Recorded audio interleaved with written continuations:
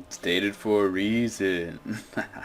Anyway, just Indeed. discussing some unusual traits about this Well, series. no wonder you can't read those letters, Marshy, because the background was like a music sheet, or at least it looks like one. I'm surprised that this book would exist at all. Uh, in this day and age, we wouldn't be likely to find a book that we can't relate to some language and translate pretty easy off. Yeah, but then again, they don't have exactly this kind of forensic tools that archaeologists would have access to. That's true. But as kids, they probably would have seen symbols somewhere like we have in movies and stuff that relate to things like But Egyptian this isn't a hieroglyphs. movie. That's true. I'm just saying. It's a God. video game. I'm saying the kids might have seen Movies a and video movie. games should never mix. I wasn't saying that they should. Well, if they can make it good, then they should mix. But we don't need another Super Mario Brothers movie.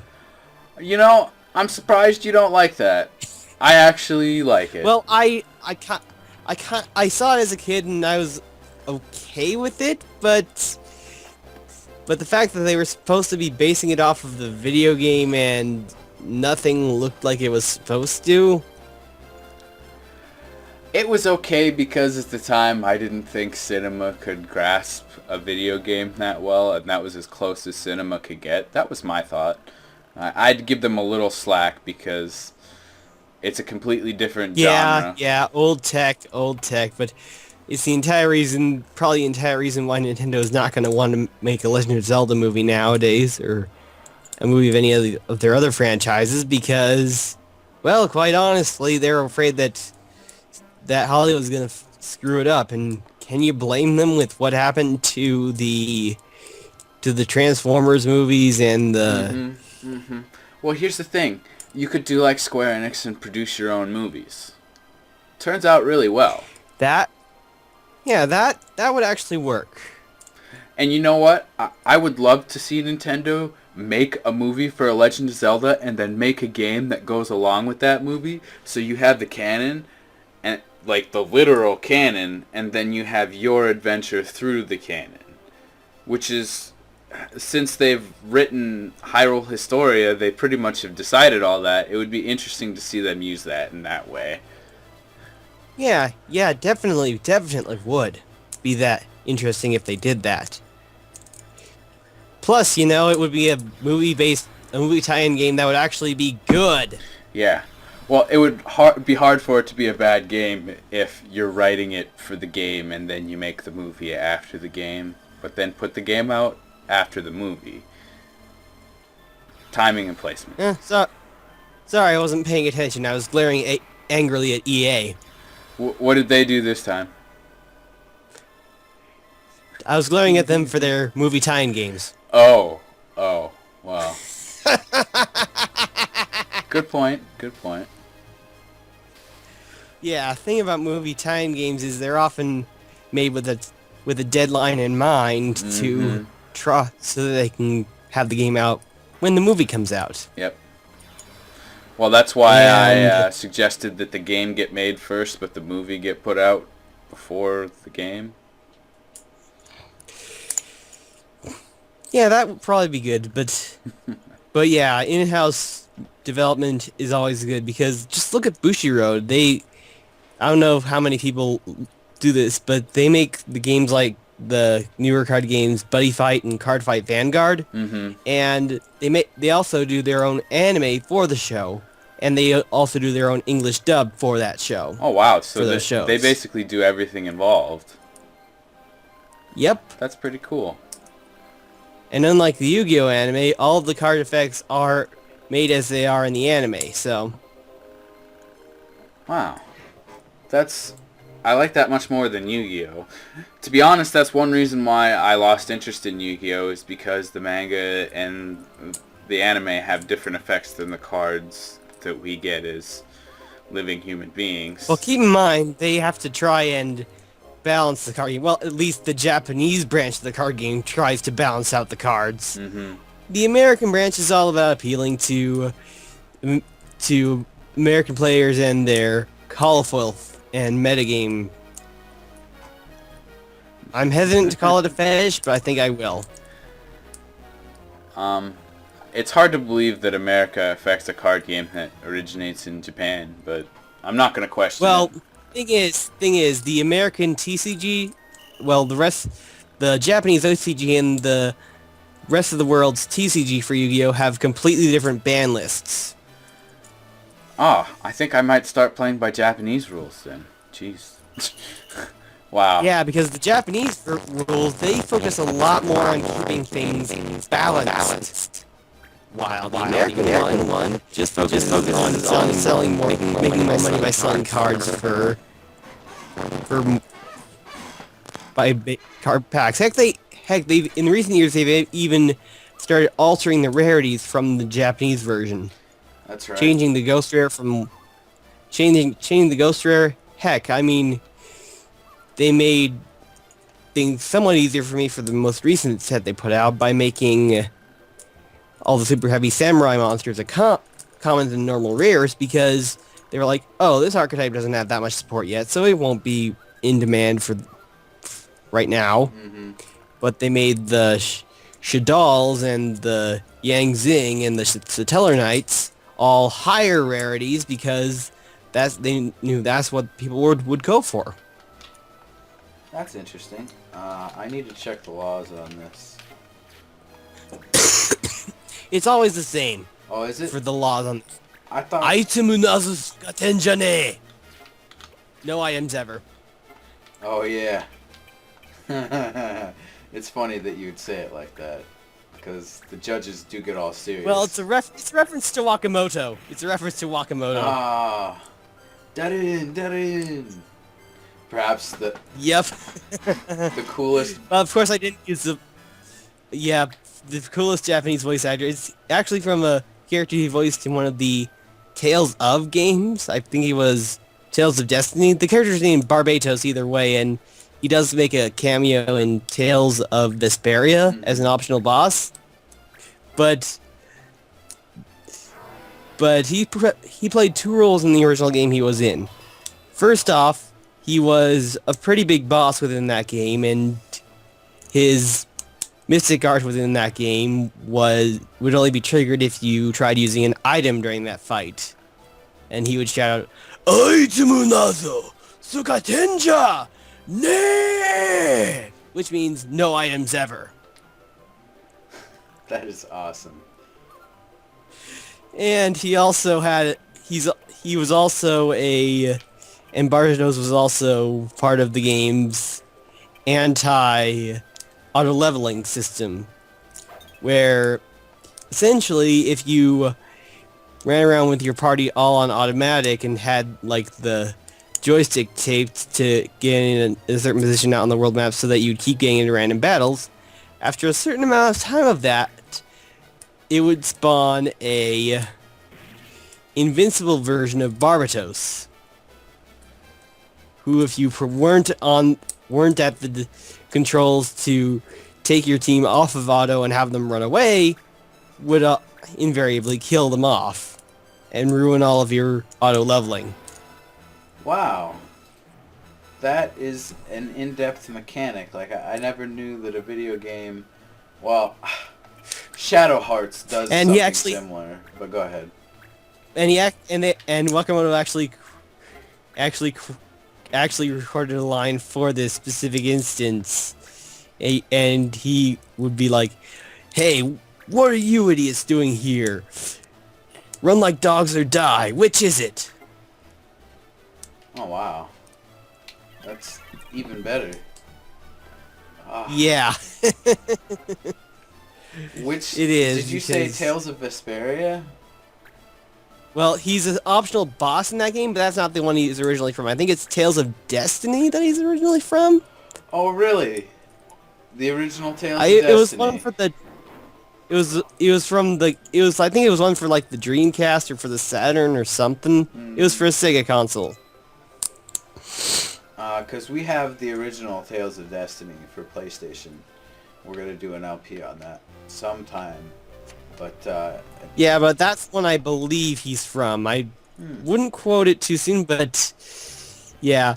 And apparently, according to the Tales of franchise, Nobuyuki Hiyama, the guy who voices Adult Link in Ocarina of Time, is Wakamoto's son, according to the voice actors in the Tales of series in Japanese. Interesting. Tell me all kinds of cool stories. Unfortunately, this episode is about to come to its end here. It's just... Unless it already has and you split it up in editing. Who knows what happened? The suspense is there. Yes, and we will never know until you post it up. Only you will know when you split it. If... You'll be the first to know, and then everyone else will know. Yes. I'm going to have to look at it in editing. It's really going to depend on how I want this series to look this time around. If I'm just going to go ahead and go with the longer episodes, or if I'm going to try and go back to something like the 10-minute episode. I haven't really planned that part out yet. I know it's terrible. Meh. It's fine. I mean, sometimes games get hard to split up because, I mean, with me, I'm pretty concise about my time limit because I do press the button to start and stop each and every episode, so... Mm-hmm. But, you know, if you're going to try and record massive blocks at once, you know, and not interrupt the flow of the action, then you're going to have to split up in editing. Yep. Well, I could just do what I've done with Metal Gear Rising: Revengeance, and an episode is whatever the mission was, for example. Which I don't mind because for another series that I'm doing, Monster Rancher Battle Card, Episode 2, whatever you want to call that game. Even the title doesn't know what it's called. But in that one, I've started editing it up so one card battle is an episode. Parts of a... When you're calling parts of a game that has episode in the title episodes, it can get confusing. Yeah. Very easily. But I've started doing those up in just one card game per episode. It's just easier for people to follow, I think. Yeah, but then it might take a while because you know, card battle games, you have to... It's kind of difficult to let's play them and make them really interesting. Mm-hmm. I mean, look at the way I did my let's play of the Pokemon trading card game. Yeah. Shameless self-advertising! No, we're doing more of a vlog type commentary for this, and I was perfectly fine with that because I prefer it to the standard that I was doing before. But yeah, if you do look at his LP, it's a bit complicated to keep it interesting, and if you're watching... Yeah, but I basically, in a nutshell, I chopped up the card games to kind of show what the strategy was, but at the same time keep the flow of the storyline going. But for the people who actually want to watch the card games, you can watch the uncut version and watch the card games in full. Which is pretty cool. I do enjoy the way you did that, sorry. Yeah, I mean, I had some pretty funny moments in the uncut versions. I didn't want to waste that, like the way I I shouldn't spoil it because that one is in the uncut version of the final freaking episode. Suffice it to say, there were a lot of laughs in the uncut version of the final episode. Well, depending on how you respond to things in the battle, it might be humorous. It might be annoying. I mean, look how I reacted to the end battle in Monster Rancher for that last tournament battle.